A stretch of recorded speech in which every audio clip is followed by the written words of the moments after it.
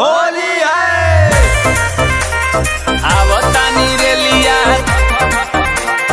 धोके हम जान हो होली है।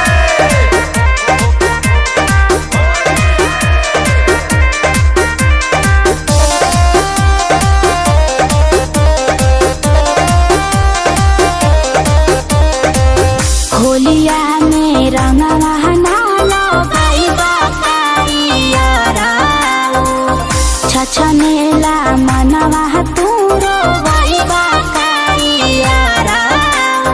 एहो का हो बोला होलिया में रंगवा नालो भाई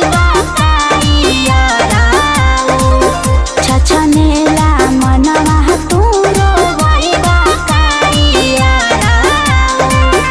लागे न मन हमार छछने परान हो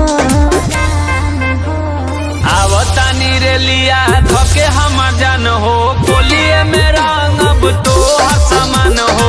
आवतानी रेलिया धोके हम जान हो होलिए में रंगब तो हर समान हो।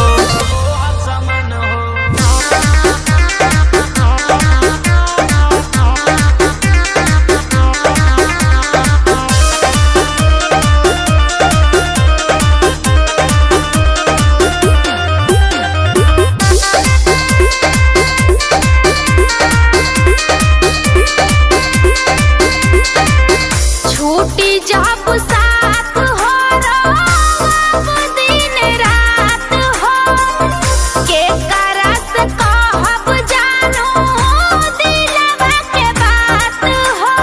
कैसे न बोलो आवतानी अच्छा तोहरा हो भाई से ना तनिको डेराइब आके रंग हम तोहरा गलिया पे लगाई।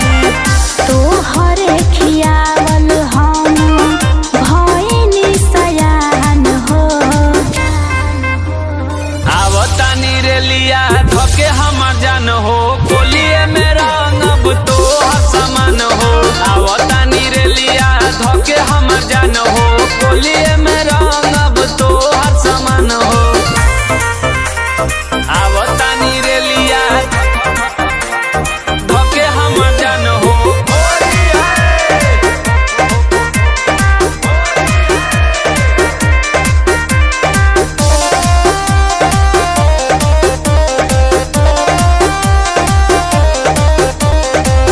अखिया तकेले रहिया बबुयारा ना त हम खाइले हम सुनिला जहरा। अरे पगली मैं परेशान ऐसे न बोल जानू आवतानी भागी के रात भर सोचतानी तोहके जागी जागी के। सहनुज तोहरे में बा हमरो जहान हो आवतानी रेलिया धोके हम जान हो होलिए में रंगब तो समान हो। आवतानी रेलिया धोके हम जान हो होलिए में रंगब तो समान हो। सबर कर आ गइल बानी।